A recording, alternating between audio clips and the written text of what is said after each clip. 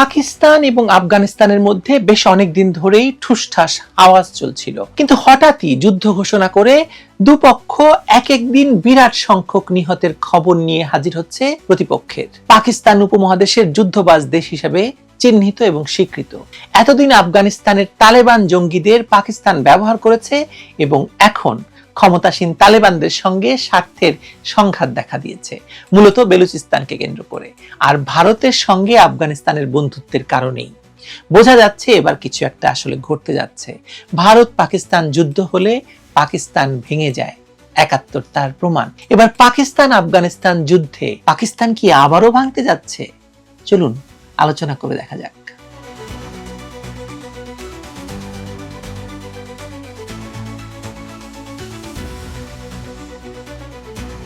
বাংলাদেশ আর বেলুচিস্তানের মধ্যে দূরত্ব ২০০০ কিলোমিটার, কিন্তু এক সময় পূর্ব পাকিস্তান আর বেলুচিস্তান একই পাকিস্তান ছিল। পাকিস্তানের অভ্যন্তরীণ রাজনৈতিক পরিসরে পাঞ্জাবের প্রভাবের বিপরীতে উভয় অঞ্চল নিজেদের এক কাতারে অনুভব করত। মূলত স্বায়ত্তশাসনের দাবি বেলুচ এবং বাঙালিদের রাজনৈতিকভাবে কাছাকাছি নিয়ে আসে ১৯৫০-এর পর থেকে। এই দাবি মোকাবেলায় পাকিস্তানের শাসকেরা দেশের দুই অংশে দুই কৌশল নেয়। তার একটি ছিল পূর্ব পাকিস্তানের বিরুদ্ধে পশ্চিম পাকিস্তানকে সংঘবদ্ধ করতে সেখানকার ৪ প্রদেশকে প্রশাসনিকভাবে এক ইউনিট করা, যা পশ্চিম পাকিস্তান, এবং বাংলাদেশকে বা পূর্ব পাকিস্তানকে আরেক ইউনিট, সেটা হচ্ছে পূর্ব পাকিস্তান নাম। এই দুই পূর্ব এবং পশ্চিম মিলে এক পাকিস্তান। এটা হয় ১৯৫৫ সালে। মসনদে তখন ইস্কান্দার মির্জা থাকলেও পর্দার আড়ালে ক্ষমতার রশি ছিল সামরিক বেসামরিক আমলাদের হাতে। ওয়ান ইউনিট ফর্মুলা ছিল সিন্ধি, পশতু, বালুচদের ভাষা এবং সংস্কৃতির ফারাক মুছে সবাইকে পাকিস্তানি বানাতে চেয়েছিল। কার্যত তা ঘটে সামান্যই। ওয়ান ইউনিট নীতির ১৫ বছর পর পূর্ব পাকিস্তান আলাদা হয়ে যায়। ইস্কান্দার মির্জা, আইয়ুব খান, ৭১-এর ঘাতক ইয়াহিয়া খান পূর্ব ভূখণ্ডের স্বায়ত্তশাসনের দাবি মোকাবেলা করতে গিয়ে কার্যত তাদের স্বাধীনতার পথে ঠেলে দেন। পশ্চিম পাকিস্তানেও এক ইউনিট কৌশল প্রত্যাশা মতো কাজ করেনি। তার প্রমাণ ৭০ বছর পর এবার নতুন করে ইসলামাবাদের শাসনের বিরুদ্ধে বালুচদের প্রদেশ জুড়ে চলমান বিদ্রোহ। পাকিস্তানের ইতিহাসে এই দুই অধ্যায়কে মিলিয়ে পাঠ করলে কার্ল মার্কসের ১৮৫২ সালের বিখ্যাত সেই উক্তির কথা মনে পড়ে। তিনি বলেছিলেন, ইতিহাসের অনেক সময় পুনরাবৃত্তি ঘটে, কখনো ঘটে ট্র্যাজেডি আকারে, কখনো প্রহসন রূপে। ঢাকায় ১৯৭১-এর ২৫শে মার্চ যা হয় সেটা নিশ্চিতভাবে ট্র্যাজেডি ছিল। কোয়েটা এবং আশেপাশে এই ফেব্রুয়ারিতে যা ঘটেছে তাকে বলা যায় ইতিহাস থেকে শিক্ষা না নেওয়া জনিত প্রহসন। ট্র্যাজেডি এবং প্রহসন মানুষকে অনেক সময় নতুন সম্ভাবনার সামনে নিয়ে আসে। বেলুচিস্তানে স্থানীয়দের রাজনৈতিক অসন্তোষ ৭ দশকের পুরনো, তবে এখন বিষয়টা রাজনৈতিক অসন্তোষে সীমিত নেই, চেহারা নিয়েছে যুদ্ধের। সর্বশেষ অবস্থা তুলনা করা যায় পূর্ব পাকিস্তানের ২৫শে মার্চের ঘটনাবলীর সঙ্গে। বলা যায় বালুচরা এখন এক নতুন ২৫শে মার্চের বিরুদ্ধে লড়ছে এবং মরছে। বর্তমানে পাকিস্তানের সামরিক এস্টাবলিশমেন্ট বা রাওয়ালপিন্ডি যে ভুলটি করছে তা হলো তারা ভাবছে নিছক সামরিক শক্তি প্রয়োগ করে একটি জাতির স্বাধীনতার আকাঙ্ক্ষাকে ধূলিসাৎ করে দেওয়া সম্ভব, ঠিক যেমনটা তারা বাঙালিদের সঙ্গে করেছিল ১৯৭১ সালে। বালুচিস্তানের রাজনৈতিক ইতিহাসের সঙ্গে বাংলার কিছুটা মিল থাকলেও সমাজ গঠন অনেকটা আলাদা। প্রদেশের মানুষ বিভিন্ন ট্রাইবে বিভক্ত। সেখানে সমাজ চলে সর্দারি ব্যবস্থায়। প্রত্যেক ট্রাইবের মুরব্বীদের নিয়ে এক ধরনের পঞ্চায়েত আছে, যাকে স্থানীয় ভাষায় জিরগা বলে। জিরগার পরামর্শ আর নিজামের অধীনে ট্রাইবগুলো চলছে। ব্যবস্থাটা সামন্ততান্ত্রিক।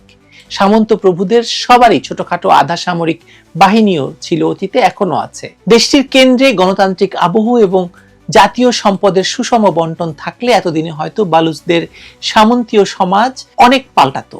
অথচ ঘটছে উল্টো। ট্রাইবাল সর্দাররা বিভিন্ন সময়ে স্বায়ত্তশাসন ও স্বাধীনতা চেয়ে আহত নিহত হয়ে নিজ নিজ সমাজে কিংবদন্তি সমনায়ক হয়ে আছেন।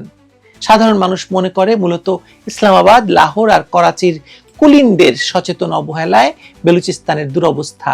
এই অবস্থা থেকে রেহাই পেতে পাকিস্তানের বিশাল সশস্ত্র বাহিনীর সঙ্গে অসম লড়াইয়ের ক্ষুদ্র শক্তির সামন্ত সর্দাররা পরিস্থিতি পাল্টাতে পারবে বলেও মনে করে না সাধারণ বালুচরা।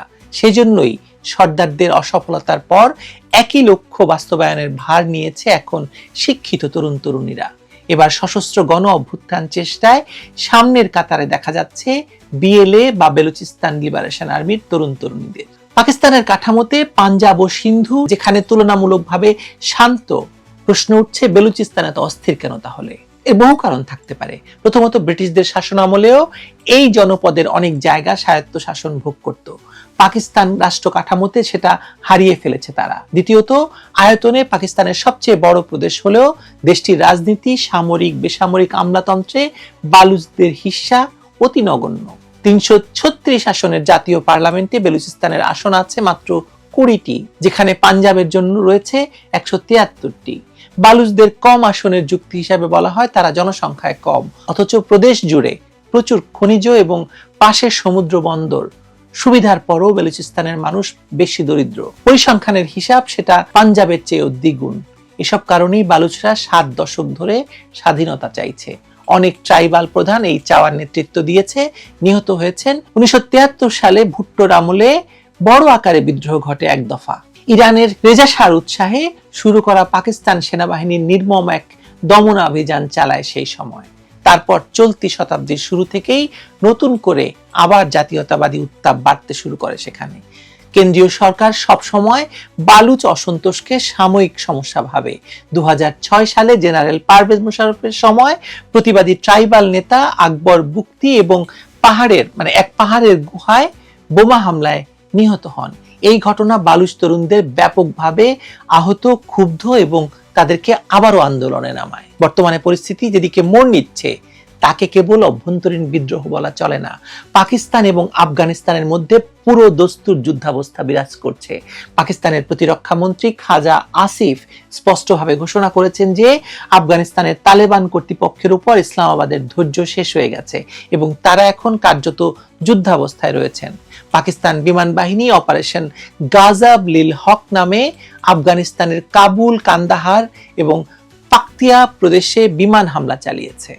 পাকিস্তানের দাবি তারা টিটিপি বা তেহরিকি তালেবান পাকিস্তানের আস্তানা লক্ষ্য করে হামলা চালাচ্ছে, যারা আফগানিস্তানের মাটি ব্যবহার করে পাকিস্তানে হামলা করে আসছে। কিন্তু আফগান তালেবান একে তাদের সার্বভৌমত্বের উপর আঘাত হিসেবে দেখছে এবং পাল্টা হামলার হুঁশিয়ারি দিয়েছে। মজার বিষয় হলো, পাকিস্তান যে তালেবানকে একসময় লালন পালন করেছিল এবং কাবুলের ক্ষমতায় বসাতে সাহায্য করেছিল, সেই তালেবানই এখন পাকিস্তানের জন্য বুমেরাং হয়ে দাঁড়িয়েছে। পাকিস্তান চেয়েছিল আফগানিস্তানে তাদের স্ট্র্যাটেজিক ডেপথ বা কৌশলগত গভীরতা তৈরি করতে, কিন্তু বাস্তবে তা এখন স্ট্র্যাটেজিক নাইটমেয়ার বা কৌশলগত দুঃস্বপ্নে পরিণত হয়েছে। পাকিস্তানের জন্য সংকট এখন বহুমুখী। এক সীমান্তে ভারতের সঙ্গে তাদের চিরস্থায়ী বৈরিতা, অন্য সীমান্তে আফগানিস্তানের সঙ্গে নতুন করে শুরু হওয়া যুদ্ধ এবং ঘরের ভেতরে বেলুচিস্তানের স্বাধীনতা আন্দোলন। এই ত্রিমুখী চাপে পাকিস্তান রাষ্ট্রটি ভেঙে পড়ার উপক্রম হয়েছে। বেলুচিস্তানে চীন পাকিস্তান অর্থনৈতিক করিডোর বা সিপিসি নিয়ে বেইজিং এর ব্যাপক বিনিয়োগ রয়েছে, কিন্তু বালুচ বিদ্রোহীরা এই প্রকল্পকে তাদের সম্পদ লুণ্ঠনের হাতিয়ার হিসেবে মনে করে। ফলে তারা চীনা নাগরিকদের উপর নিয়মিত হামলা চালায়। চীন এখন পাকিস্তানের নিরাপত্তা ব্যবস্থা নিয়ে হতাশ। অন্যদিকে মার্কিন যুক্তরাষ্ট্র ইরান আক্রমণের প্রস্তুতি নিচ্ছে বলে খবর পাওয়া যাচ্ছে।